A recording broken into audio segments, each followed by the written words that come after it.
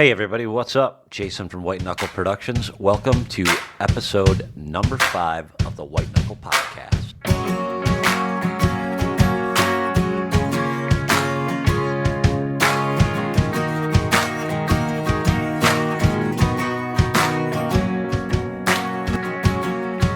Hey everybody, thanks again for tuning in to episode number 5 of the White Knuckle Podcast. Today, Todd and I have the privilege of speaking with Kip Adams from the Quality Deer Management Association.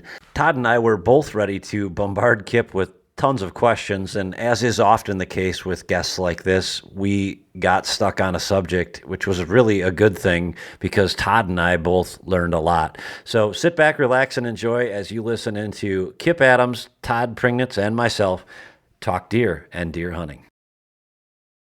Welcome everyone to the White Knuckle Podcast. Today with Todd and I is Kip Adams.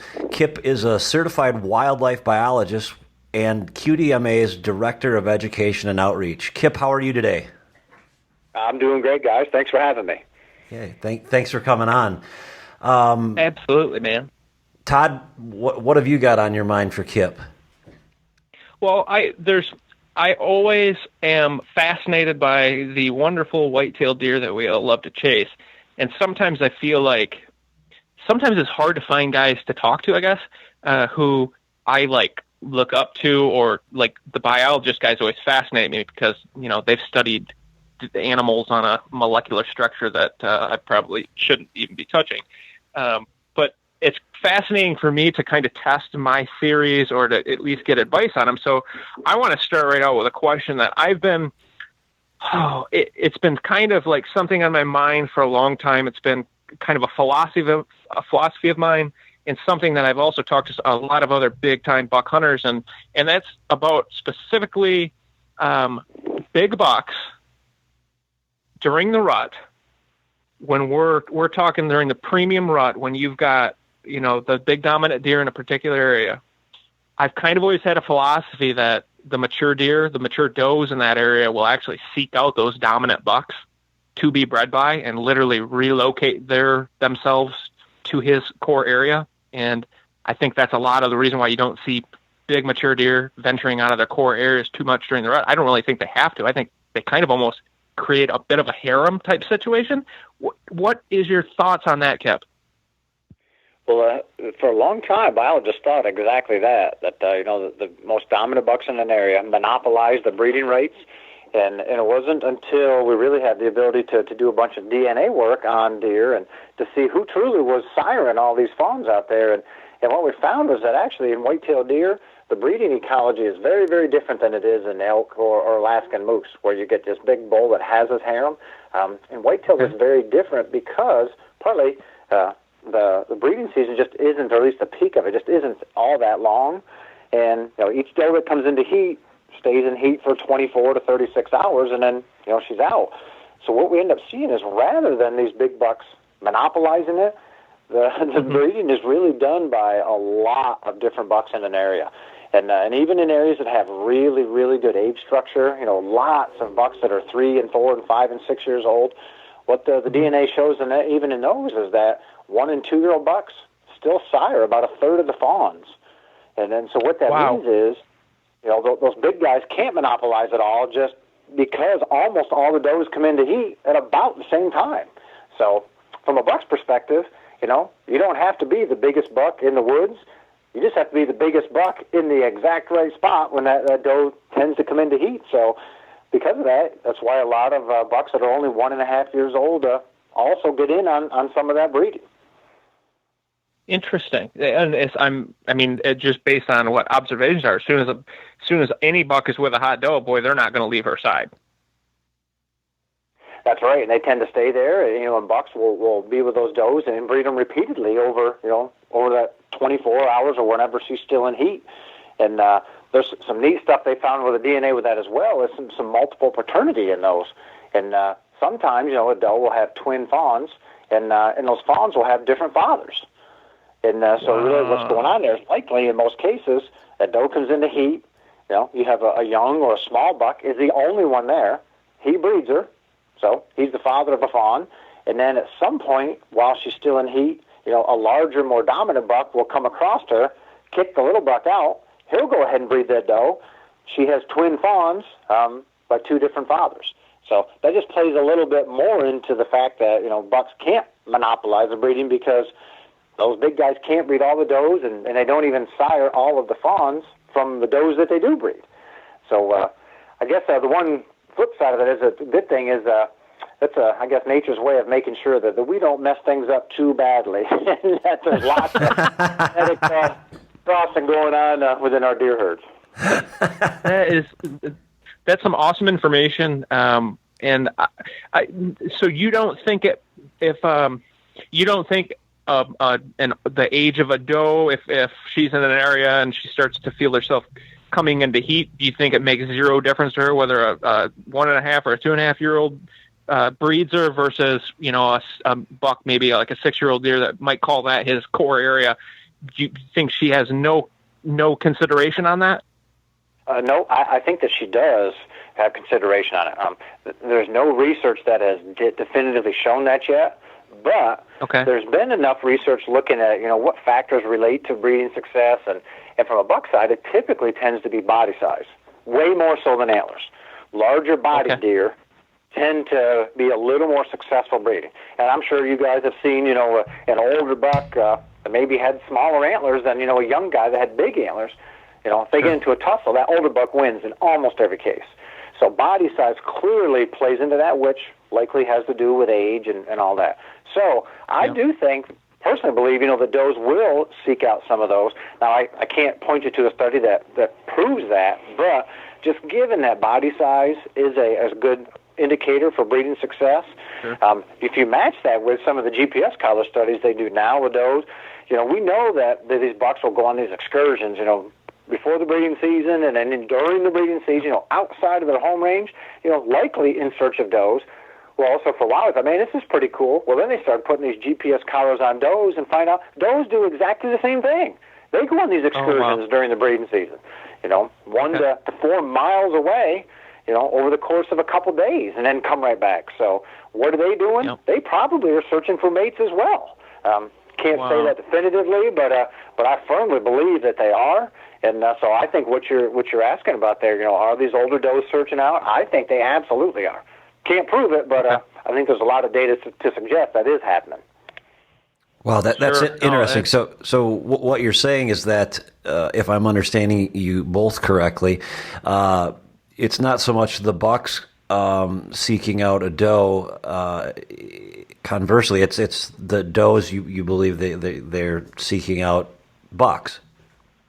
Well, I think it goes both ways. There's no doubt. Bucks clearly are seeking out does in heat, but I think some of these does are also seeking bucks. And it would make more sense for a doe to want to breed with an older buck than, the other way. I think bucks are just looking to breed with any doe that they possibly can.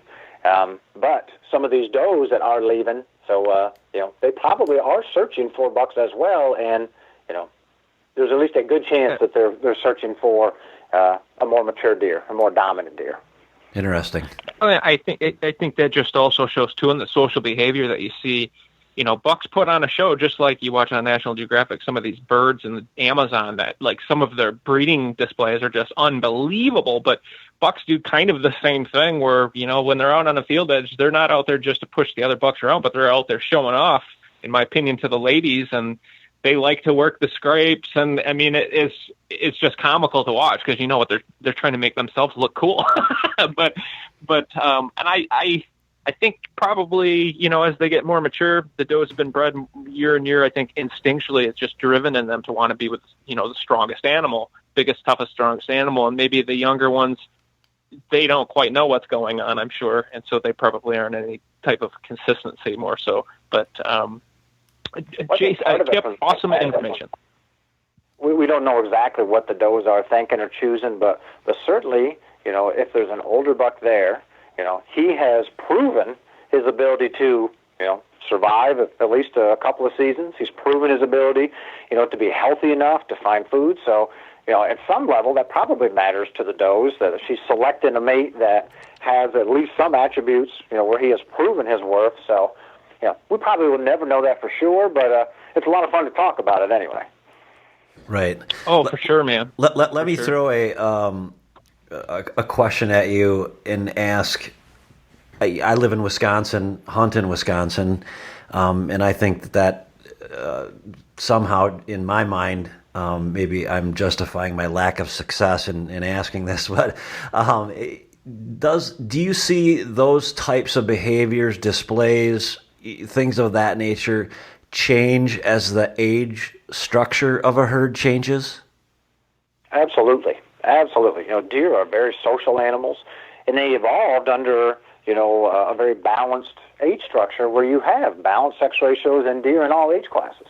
So when you have those conditions, deer get to act the way they're supposed to.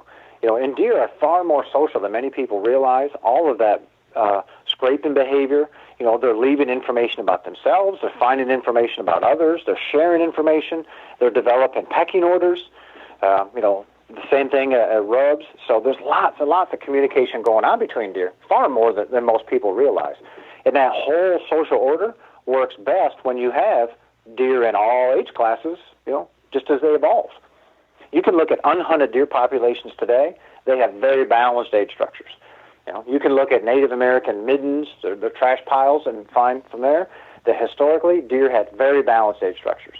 So, the fact that if you get in areas that just have really young age structures today, and you don't have these older bucks, that's not a natural phenomenon at all. It's caused by us and how we harvest deer. So, fortunately, over the last decade, wildlife agencies and hunters have done a much better job returning to more of a balanced age structure where you can get, deer into those 3, 4, 5, 6, 7 and 8 year old age classes. And suddenly, all that social order starts working again. So that's good for deer, but ultimately, that's awesome for us as hunters. Right. I'm a wildlife biologist, and I think I have the greatest job in the world, but I am first and foremost a deer hunter. So I look at all of this research and management info from a hunter's perspective, and so yeah, when you have things that are good for deer, that's really good for us hunters, and I think that's the important thing to keep our eye on. Yeah. To add into that too, Kip, it makes hunting so much more exciting when you have that age structure and a healthy herd. Like from where I came from in Michigan, we didn't have opportunities to hunt deer over 2 years old legitimately. I mean, there might have been a 3-year-old that survived here and there that lived underneath in a cave someplace, but there was just no age structure, so you really didn't learn much when you were hunting. When I started hunting out of state, hunting in Illinois and Iowa, where there were some different age structures, it's amazing how that affects the social activity. And it is so much more enjoyable to hunt. You learn so much by being able to watch these different age classes and how they act. And over the years, comparing a 2-year-old or a 3-year-old buck compared to like that 5 or 6-year-old, to get to learn both of those animals is so exciting. And to me, I just love to learn. So to see how they act differently and be able to apply that to your hunting and just pure enjoyment, just to be able to kind of see under different circumstances how these crazy animals that we all love so much can be so different in different areas. And that's, the human factor that you're talking about. But boy, if you haven't been able to hunt a mature deer before, they can school you very quickly. Well, it's a whole different hunting experience. So, I always tell people, if you like hunting, and I certainly hope you do, hunting is fun. Hunting is fun. Having the opportunity to hunt older bucks is tremendous. I mean, that's a whole new opportunity. So, a lot more vocalization. If you like to call, calling tactics work better. You see more in the woods, and also just the whole scouting. So, today with trail cameras and everybody's using them, even if you're not seeing those older deer, in many cases you can still at least get pictures of them, and, it allows you to then to plan strategies. And so it's a whole different ballgame when you have those older deer out there. Let me ask a quick question that as we've been talking here, it just sort of came to mind, and I don't know that you could put a definitive answer, one that's certain year by year, but what would you say from age 1.5 to 6.5 is the top 3 things that you see a buck changing? Having done research, what do you see that is the greatest change in that deer's behavior between say 3 and 4 and 5 and 6? If that's a a question rather that you can answer. Yep. I often think of breaking deer and really or bucks into three main groupings or age classes. Young bucks, which are 1 or 2 year olds, kind of the middle-aged bucks, the 3 and 4 year olds, and then the mature bucks, those guys that are in that 5 to 7 or 5 to 8 age category. The biggest difference once they hit 3 is suddenly, they're not a young buck anymore. Far more experienced, but just from a body perspective, a much different animal. From Sure. 1 to 2, you get a big jump. 2 to 3, that's another really big jump just in body size. And in many cases now, you're one of the older bucks in the neighborhood. So just the attitude and the place that you have on the hierarchy pole by 3 years old, that's quite a bit different than it was, for before 1 and 2. So often see a big jump there. And also at 3 years old, at that point, those deer have achieved somewhere between 50 and 75% of their antler growth potential. So they've had enough good groceries to eat, upwards of 75%. That's a lot. So, that's a heck of a set of antlers on a deer. So big changes from that young group to 3. From 3 to 4, you often see a pretty big jump again, because a lot of times by 4, they can be structurally mature at that point. So, a 4-year-old deer can be much larger than he was at 3.5 body size. And then his antlers now are 75 to 90% of his potential. So that's a big jump again. And then you often start seeing a lot of the attitude, those older bucks. They just know that they're one of the biggest thing around. They're experienced enough that they're not bird dogging all those does early in the rut, like 1 and sometimes even 2-year-old bucks are. So different mindset, whole different body style. They just lived and experienced a lot more, where they're just far more difficult to cross paths with during daylight.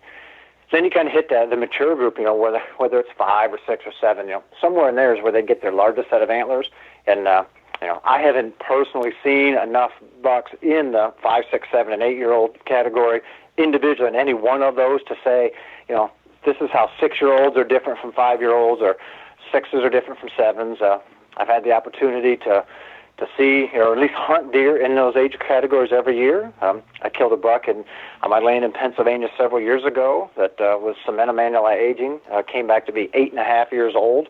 So by far one of my favorite bucks of all time, just a guy that lived that long. But once you get into that 5 up to 7.5 really, they are typically the oldest deer around.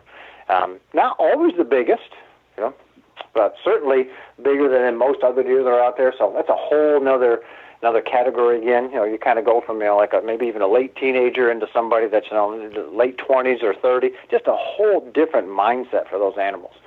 So once you get past that, then they often start going the other way a little bit with vulnerability. You start getting more daylight pictures of them, start catching them coming out into to some food plots a little bit before dark, or a little bit earlier than they did right in their prime, because they're past that. But more hunters today have opportunities to see deer in all of those age classes we just talked about, probably than ever before. So it's an exciting thing. It's certainly a lot of fun. Yeah, absolutely. For sure. And the one thing too is, in a perfect environment inside of a controlled environment, where deer can act natural, that's great and everything. But now you throw hunting pressure into the mix, and it affects those different age classes differently as well. Where, like in my area here in Iowa, I'm not lucky enough to own thousands of acres and be the only guy to hunt it. There's hunters all around here. And so what I've noticed is just the difference in how the mature deer react to other hunters, and pressure it's kind of elevated depending on their age. And then, like what you said, sometimes they get to that point, 6, 7 seems to be that point where they start getting lazy again, and I don't know if it's just age or they're just getting tired, but they almost become more killable at that point than a 5-year-old. Seems like 5-year-olds are just the toughest bucks usually to get a crack at. But I have kind of a question for you, Kip, that ties into kind of a random thing, but also into this as well. I believe that a lot of the tendencies and the home ranges of an individual animal, are taught to them from their mothers from time of an early age. I know that does will push button bucks out of their home range generally the first year. Is that something that is considered to be a fact? It is, yep. There's been a lot of dispersal studies, north, east, south, and west, all regions of the country, and they all show about the same thing, that between 12 and 18 months of age, so 1 year to a year and a half old, half to three-quarters of the bucks born in there will leave and disperse to a new area. So 50 to 75% leave, and when they leave, they go 1 to 4 miles away before they set up a new home range. So so a lot of those bucks leave, and they're going a long ways before they then set up a new home range. Now, Kip, when that button buck arrives at, let's say, his new home, will he set up shop there for the rest of his life generally, or will he, at an age of like three or four, will he disperse again once he gets to that breeding age to try to find his own core area or find his own breeding rights, I guess you could say?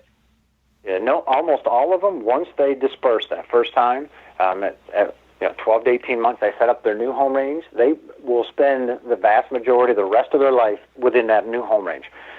Occasionally, you'll see one that will then disperse again at 2.5 years of age, but it's not very common. They find a spot that they like, they live there, and in many cases, they live there to the detriment. You can be in areas, you get down along the Mississippi corridor, where you get years that are flooded, and there's lots of deer that literally just will not leave. They are so conditioned that once they establish that home range to stay there, that in some cases, they just won't leave, and they'll end up dying, from the river. Now, that doesn't mean they never leave it. In excursions, those short duration excursions that we talked about earlier, they do that. Now, whether they are going back to where they were born or just searching out for a doe in another area, we don't know exactly what they are doing there, but a lot of bucks, or almost all bucks, do go on excursions, very short, a couple day type things, and then come back. So I think some of what people say, he's going out to establishing a new home range or something, that's not a new home range because he does come back to where he was. But there is a lot of movement on the landscape that many people just simply don't realize. Well, and from what I've seen, at least down here, because I'm very fortunate now. I've been on my property for 6 years, I think, and I'm running cameras year round, so I know they're my babies. I pretty much know every buck within about a mile radius, I'd say, just based on the where I can run cameras and throughout the year. And I would say the time period where deer disappear the most for me are between 3 and 4. It seems like all of a sudden you'll have those are the bucks you're watching, like when you say they get 50% of their rack, and you see what their potential is really going to be as a 3-year-old. And you're like, oh, my Lord, I can't wait to see what this one's going to turn into. At 5 or 6, he's going to be a booner, right? We always think that. And then they'll just turn into a ghost. They just disappear out of the blue. And I've always thought it was because I know I have a bunch of nice mature deer, old age structure here. And I always figured, well, if I was a 3-year-old, I probably wouldn't want to be around these big old bucks either. I'd want to go someplace else where I didn't have as much, where I could push around the younger deer, so to speak, and establish my own breeding rights. Is there some truth to that, or am I just completely out of blue? Well, I think that there certainly could be, and particularly if you have an abundance of older age class bucks. That's not the way deer want to do it. They want to get set up and then stay there. But I hear stories like yours every year, and I see some of that on our own place as well. I think some of it certainly can be explained by, well, that buck's gone on an excursion and it got killed, a mile away or 5 miles away, whether it's by an arrow or a Chevrolet. But that certainly wouldn't explain all of them. So, folks like you that have a really close watch on what's going on and cameras and all that. And I'm the same way, on our property. I run cameras year round, so I, have a really good handle and a pulse on what's going on with different bucks here. And some bucks I literally have followed up through, 9.5, 10.5 years of age, from when I could identify them as a yearling buck all the way up through. And I have some that I will take pictures of all spring and summer. They disappear every fall and show back up in the winter. And so I guess part of it, that is, part of their home range is on me. And, they shift seasonally throughout their home range where, the best resources are, where they want to be. And so we have some deer that, their home range, the summer part of it is me, and the fall is just not me, so they're off. So, but I think there's no doubt some of those deer may be leaving, may get pushed out or whatever, but most of them should not. Most of them, once that home range is established, they will spend the rest of their lives within it. Now, maybe a lot of that home range is your property. Maybe just a corner of it is just a little piece. So, sure. But certainly a lot of movement that deer do on the landscape. Yeah. And on the other side of that, Kip, I think until I started running trail cameras, I didn't realize how tightly they did stay in most cases to their areas. And the whole time, in the old days, if you're not seeing an animal, he's not there, right? Now you're running cameras, you're like, oh, no, he's there. They've just been avoiding me. Yeah. Well, and the whole thing with excursions, too, what I tell my buddies and folks who work is, look, during the rut, even if you aren't seeing what you want to see, still go hunting, because there might be a buck from 5 miles away, the biggest buck in the valley, that cruises your property today on an excursion. So it can certainly be discouraging at points during the rut. If you're not seeing anything, or your big deer or a few big deer in your area have gotten killed, but man, it can happen at any point, during when those deer are moving. Yep. So you can go days and not see any buck, and then the next morning see 10 by an hour after daylight. And a hot doe can change everything. I can't tell you how many. Right. I've watched from my house on hot days where it's too warm to hunt, and I see a doe come squirting off when I'm lucky to be able to see that from my house, and it can happen randomly, and then also it's like a textbook. I just following my cameras over all these years. Most of the bucks I know where their home ranges are within reason.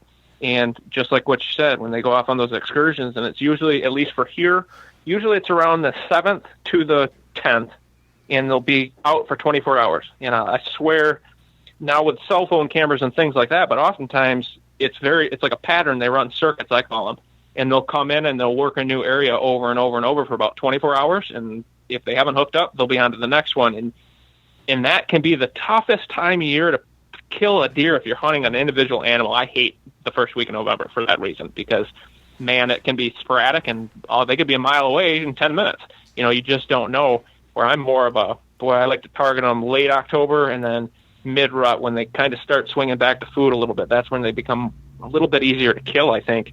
But just like what you said, that's what makes everybody want to hunt the rut every year, is because you'd never know what might come through. That's right. Even the rut really helps folks who either don't have the ability to improve habitat or don't have the time or the willingness to do it. Because if you have property where you can enhance habitat and develop some predictability on deer movements, the rut is by far the worst time to kill a deer because all the predictability goes out the window. So, if you don't have the ability to enhance habitat, or you don't have the land, or you're hunting public land or whatever, then the rut, is the magical time of the year. But it's certainly not the predictability that you can have other times. You're absolutely right. So when the others... Go ahead, Tom. Go ahead, Jason. I'm sorry. Okay, so when you... Well, I was just... All right, go ahead. It's your turn. I was just going to make one last point that around here, the first week in November, usually if I'm hunting a buck and I'm on him and I know where he's at is one thing, but a lot of times I let the neighbors and all the other guys who have their first week of November vacation off go in and overhunt their areas, and they actually can drive the deer and condense them for you, or at least eliminate where they're going to be next week. So that's kind of my favorite time of the year to stay off my property. If I'm on something else, and otherwise I'll be hunting like the rest, but I'm usually chasing one animal in one area. So I leave my property alone, let the guys pound it all around. And then as the deer start settling down, start hitting their core, or start getting back into that food mode, because of the pressure's been everywhere else, it's almost a given I'm going to have a big buck living in this core area because he's got everything he needs, dose, food, and pressure to keep him there. So you can use that against your neighbors sometimes too. Yeah, and that pressure thing is huge. And we did a study here a couple of years ago, just looked at the average hunter density for all the states in the country. And it's amazing how varied some states are. In general, the western U.S. has the lowest densities, somewhere around 100 per square mile. The southeast and the Midwest are about the same. They both have about 600 per square mile. The northeast, by far the most. It averages about 1,100 per square mile. So just think about that, the differences and opportunities that you have if you're in an area that has a lot versus a little. And by chance, I looked specifically at Iowa, just because Iowa is such a destination state. And Iowa averages about 4.5 hunters per square mile. And okay. So obviously we're not taking into account forested areas or open areas, whatever, but just in general, about 4.5 hunters per square mile in Iowa. In my home state of Pennsylvania, there's over 20 hunters per square mile. So it's amazing if you think, even people from Pennsylvania think, man, I want to go, why can't we do it like Iowa? Well, why can't we do it like, Wisconsin or somebody else? Well, there's a lot of things that go into that. And one of the biggest things that most hunters just don't even think about is just the sheer hunter density. We could have everything population like Iowa and Pennsylvania, but because we have, over 4 times as many hunters, we wouldn't have the same deer, even if everything else was the same. So, yeah, that hunter pressure has a huge part on what we get to see during the summer and especially during the fall once hunters are actually in the woods. Yeah, and on that topic, Kip, I think my best way of reinforcing what you just said is, in my home state of Michigan, at one point there were something around 800 or 900,000 gun hunters in the woods, and around 350,000 bow hunters in the woods every fall. And in the entire state of Iowa, the population is around 2 million people, I think. So it just goes to show, like, if half of the entire state population of Iowa gun hunted, that's what represents Michigan's, but it generally falls with just population, and there's just not as many people that live around here, so of course you're not going to have as much hunting pressure. No, that's right. That's absolutely right. Well, if we could, Todd, if you've got any other questions, I'd just like to switch things up a little bit from maybe talking tactics. Kip, you mentioned earlier that QDMA just released their 2017 report. Yes, each year we publish an annual whitetail report. Okay. Basically, the State of the Union address on what's going on in the whitetail world. The first part of that includes an agency survey. We contact every single state wildlife agency and every Canadian or Canada provincial wildlife agency, collect harvest data from them, how many bucks and does and percentages of fawns and age class and all of that from the harvest to be able to put out there and show hunters wherever you may live, hey, here's what's going on in my state, here's how it compares to other states, and just see what's really going on in the whitetail world. And then we also include a section in there on, kind of the biggest issues and trends or threats going on in the whitetail world, to just give everybody, hey, here's truly where we are now. These are the biggest issues, whether it's disease issues or whatever the case may be, kind of a health check on what's going on, and then our recommendations for a lot of the different issues out there. So we release that every January, and we just released it. Anybody can go to our website at QDMA.com, and it's a free download there. And we've been doing this since 2009, so they can go back and grab any of those. So if you're a deer nut, it's a must-have read just to see how your state compares to others. Well, we'll definitely include that in the show notes, a link to get to that report on the QDMA website. As the director of education for QDMA, what do you see as the most important part of what you do, the most important facet of your job? Where do you have the most impact? Well, I'm very fortunate, and I get to oversee our education outreach program, which means I have my hands in a lot of different things. I get involved in some deer and habitat research. One of the funnest things, though, is I get to help develop all of our educational programs. So QDMA is an educational organization. We provide good information to hunters and landowners and deer managers, just so that they learn more about deer and habitat and how to enhance habitat for deer. So we give that in a bunch of different ways, just like what we're doing today. 10 years ago, this is not a way that somebody could have gotten information about deer. Everything just used to be in a book or a magazine. But we make sure that we provide information, on the web and in podcasts and television shows and hard copy. So part of my job is I get to oversee all of the information that we put out there, or from an educational standpoint, make sure we get it in a bunch of these different ways so that regardless of, whether you prefer to get it in a book or read it on your tablet or your iPhone or whatever, we're providing good information, that folks really can't get anywhere else, to every single deer hunter in the country. we're lucky. Today's deer hunters are far more knowledgeable than we have ever been before about deer biology and how to improve habitat. So that's a good thing. That speaks highly of hunters.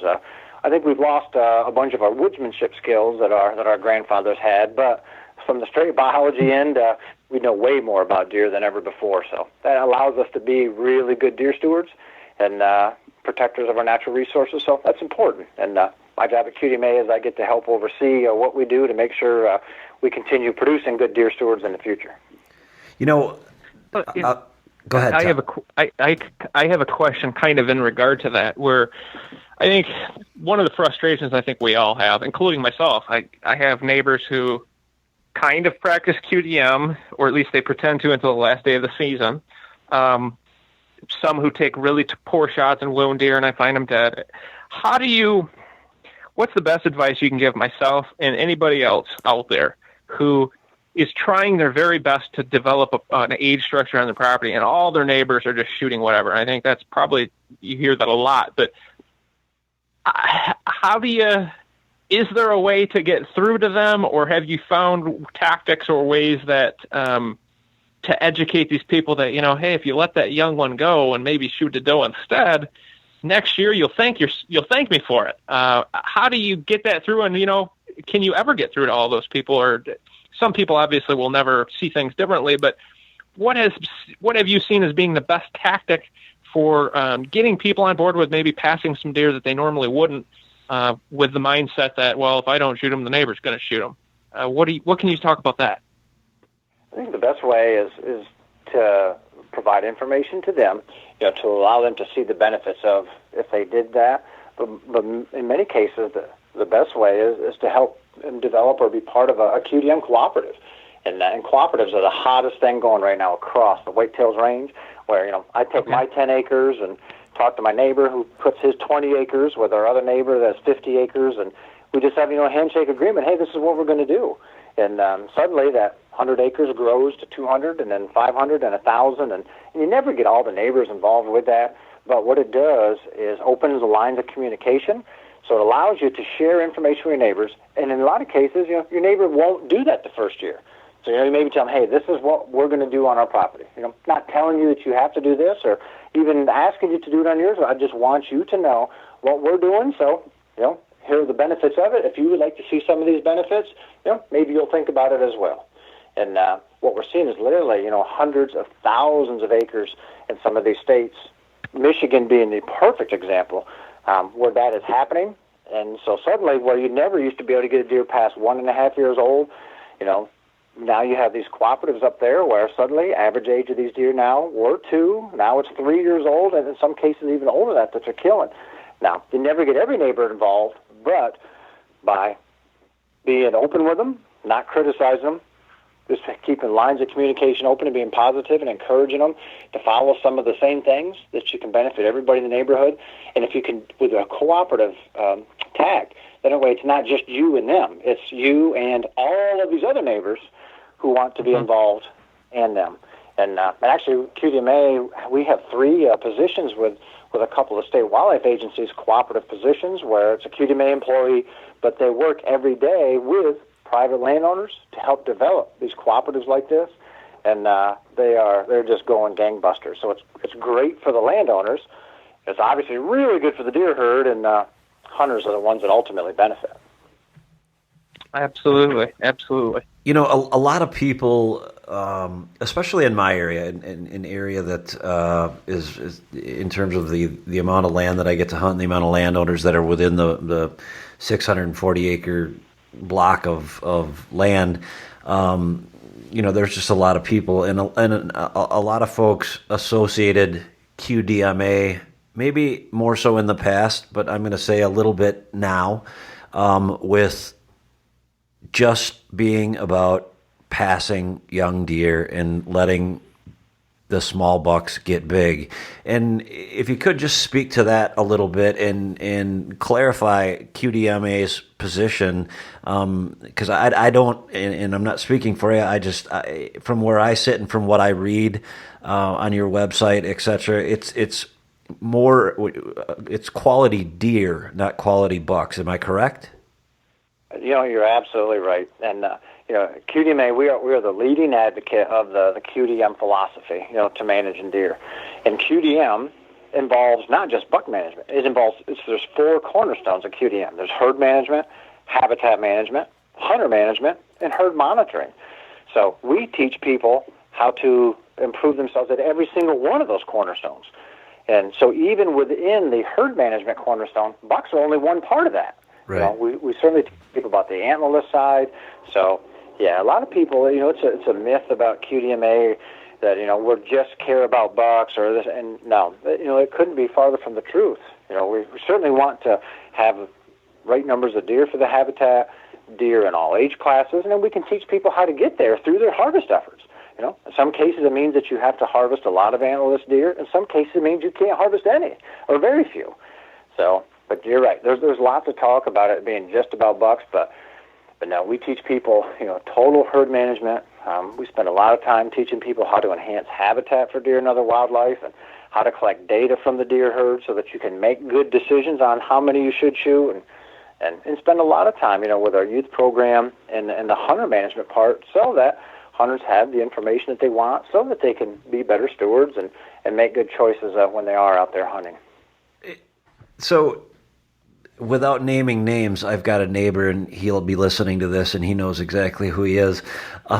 He's completely against shooting does, but he's not against really anybody else shooting does. And his argument for that is, well, we really don't know how many deer are out there, what our sex ratio is. And I disagree with that. And I guess I'm asking your opinion, and what I'm basing my opinion on is, what I see when I'm out there hunting, or what I see when I specifically just try and put a trail camera over a food plot that I know the deer are using, or a bean field in the summer. What's that sex ratio looking like? Is that a good way to gauge what your population is? Because, we could talk till we're blue in the face about what the Department of Natural Resources says, right or wrong. What do you think the best way is from QDMA's perspective and your perspective to accurately or give an educated guess as to what that population balance is? Well, we strongly encourage any deer hunter to try to get a good feel for the numbers of deer in the area they're hunting, because even at the state wildlife agency level, and every agency has some great deer biologists, and they can do the perfect job estimating deer numbers. But if you stop and think about it, agencies manage deer at a deer management unit level or a county level, but we don't hunt at that level. We hunt at the property level. Right. So it doesn't matter what an agency says, how many deer there are within our unit. I promise you, in every unit there are landowners that have fewer deer than that and more deer than that. So we strongly encourage people to assess the local deer density and then make your antlerless harvest decisions based on that. And the single best way by far is to do a camera survey. You can't even argue that. That has clearly been shown to be the most accurate way to estimate numbers of deer used in a property, particularly when you're doing that each year at the same time, and you can compare it over time. So camera surveys are a tremendous way to be able to do it. You also can do it by assessing habitat. If you go out and look at the wooded portions of a property and take a look, are deer having big impacts on, the regeneration that we see here? If the answer is yes, well, then it doesn't matter how many deer you have. There's more deer than there is food available. So shoot some. You can look at food plots in the same way. When you plant, put an exclusion cage up. Is the height inside that cage a lot different than outside? I'm sure you guys have both seen food plots where, it's right down to the ground outside, and, food inside this little cage, is a foot tall or higher. In those cases, it's a clear explanation that there is more deer, or there are more deer, than there is that quality of food available for them. So in those cases, shoot some more, whether it be one more or two more or five more or whatever. So those are great ways. If you don't have cameras, you can't do that. You certainly can, monitor deer numbers during summer or early fall as you get into the deer season. While you are hunting, I strongly encourage all hunters to do observation surveys while they're hunting. What that means is each day you hunt, just keep track of how many hours you hunted that day and how many bucks and does and fawns you observed. And if everybody hunting a property does that, what that gives you is a sightability index for the deer herd. And the most important part of that is it gives you information on your fawn recruitment rates. Like how many fawns per doe are we seeing that's being recruited into this deer herd? That's directly impacted by quality of the habitat and predation and other things. So, the thing about observation surveys, they don't cost you anything. They're free, and it doesn't even take any extra time because you're doing it while you're hunting. All you have to do is just keep records of it. Then you can compare that from one year to the next and say, okay, did we average seeing more deer per hour this year than in the past, or more fawns per doe? So those are very, very simple ways to just keep records, collect a little bit of information, and then have a really good idea, hey, are there more deer here than there were in the past or fewer? And from that, you can base harvest decisions to either try to shoot a few more or take a few less without having huge impacts on what's going on in that deer herd. Okay. Is there... Kip, if I could... Go ahead, Todd. Go ahead, Jason. No, go ahead. I was just curious to know how much of an impact you really believe predation has. And the reason I ask is, over the years, I've noticed the deer population in our area. There was a time where we used to go out and see, 15, 20%. Now it actually seems a little bit healthier. Generally we see a couple doe groups, maybe 5 or 6 deer or whatever. How are hunters? I know it's completely, that's a loaded question based on areas and everything else, but how much of an impact can coyotes and bobcats have on a new fawn population each season, I guess? It would be probably a simple way to ask that. Really, really big impacts. And, there's a lot of research going on right now across the U.S., to try to assess that. And in most cases, they're having much bigger impacts in the southeastern U.S., partly because they just haven't been there as long as coyotes have in the Midwest or the Northeast. But, a lot of that comes down to quality of the habitat that those fawns have to live in.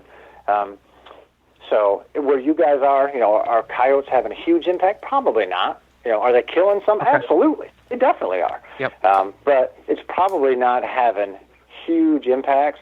Certainly nowhere near the impacts that they are like in South Carolina, North Carolina, and some other areas like that. So I know where I am in Pennsylvania, I can never remember not having a coyote. So I'm 46 years old and grew up in this part of the state, spent about a decade in New Hampshire and Florida.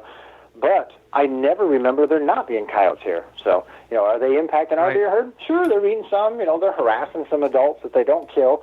But, they're just part of the landscape. Where we are, actually, I'm a firm believer that black bears have a much bigger impact on our fawns than the coyotes do. So, bobcats, they certainly can. Not as much as coyotes. And the reason being, fawns are most vulnerable for about the first 6 weeks of life. If they get past that first month to month and a half, they're in most cases in good shape. That first month to 6 weeks is when bears and coyotes hit them hard. Bobcats kind of get them after that. Bobcats are more of an ambusher and get fawns when they're a little older, so they certainly get some, but in most cases, nowhere near the numbers that coyotes do or coyotes and black bears. Interesting. The other thing I've kind of noticed here in Iowa, at least with planting all this food, I have all kinds of beautiful green food plots year round, and I'll tell you, you've never seen more rabbits and small rodents and all sorts of animals. I mean, everything thrives with so much food. So of course, it's like a magnet for any predators, I would imagine. I mean, I've got a very, very good hunting grounds all around, so that probably has something to do with why I see so many more. I get a lot of pictures of coyotes and bobcats, and I'm sure that has a huge part of it. Oh, yeah, because that good habitat is just also very good habitat for, that alternative prey species for them. So yeah, you probably do have more, but I'm sure you have a lot more rabbits and rodents and all that kind of stuff there that can then feed more of those coyotes and bobcats. So no, I definitely would look at that as a very good thing. Cool. Well, guys, we're approaching an hour, so we don't want to take your whole day. Is there any other questions you want to ask Todd, or anything, Kip, that you'd like to mention that we haven't covered? I think this has been a really enlightening 50-some minutes for me. I've learned a lot. Thank you. Absolutely. I've enjoyed talking to you, and if there's any other questions, I'm glad to answer them now or in the future. You guys are welcome. You or any of your listeners can contact us at QDMA.com or me personally, and I'm glad to help any hunter or landowner however I can. Well, I think we appreciate it. You brought up a good idea with respect to the with the co-ops, and we're just Thursday night will be our first meeting for the branch of QDMA that we're starting here in the Wisconsin Dells area, we'll call it. So we're excited about that, and certainly that gives me some good ideas and talking points. And I'm sure you guys have some resources for that we'll learn about as time goes on.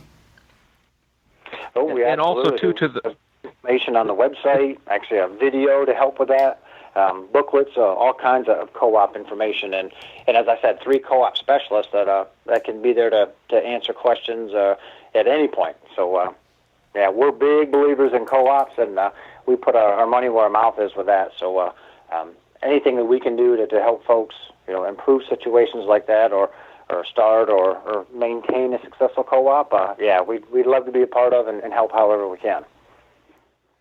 And also, I'd like to say too is Kip will hopefully become a semi-regular guest on our show. So if anybody out there listening, you have a specific question for your area of the country, anything that's been pondering, this was kind of interesting for me because I've had a few things that I've been curious as heck to ask a biologist about, stuff that, let's face it, we all don't get to study what they've studied, so we can all learn something from Kip. And if you have something specific that you'd like us to address or ask in a future show, please don't be afraid to post it in advance, and we'll put it on our list. Yeah, absolutely. And Kip, one more time, if you could, just for those of us who didn't have a pen and paper in hand, what's the best way to find QDMA's website again? It's simple. It's right at QDMA.com, and all the resources we have are listed right on there. So you can go to QDMA, or even could email me at kadams@QDMA.com, and I could point anybody in the right direction. Well, thanks so much from my side, and I'm sure our listeners are going to enjoy what we've talked about today. I certainly have. I've learned a lot. Todd, your final thoughts? Oh, I just appreciate it very much, Kip, and it's always fun to talk, especially from in this day and age where you can talk with the guy from Pennsylvania, Wisconsin, Iowa on one phone call, and that's what our goal is to try to not just be, we want to reach as many hunters as possible, and everybody's got different circumstances, and everybody's been hunting for a different period of time. So we always like to include, we're not just for the expert hunters or the advanced hunters. This is for anybody, and any question is a great question. So hopefully we can answer any of those in the future. But thanks again, Kip, and have a wonderful shed season. All right. Thank you, guys. All right. Have a good rest of your day. All right. Bye-bye. Bye-bye. Well, thanks again for listening in with us as we talked to Kip Adams from QDMA. It was a bit of a first date for Todd and I, as it's only our first few shows here, deciding who gets to talk when. But as time goes on, we'll probably figure that out. With respect to Kip, I think he did an incredible job at covering the topics that we did. I think we've only scratched the surface of Kip and the resource that he'll become to the White Knuckle podcast. So Todd and I are both excited about having him on in the future. As always, give us your feedback on our Facebook page, our website, or any of the other social media outlets that we are on. With that, have a great rest of your day. Jason out.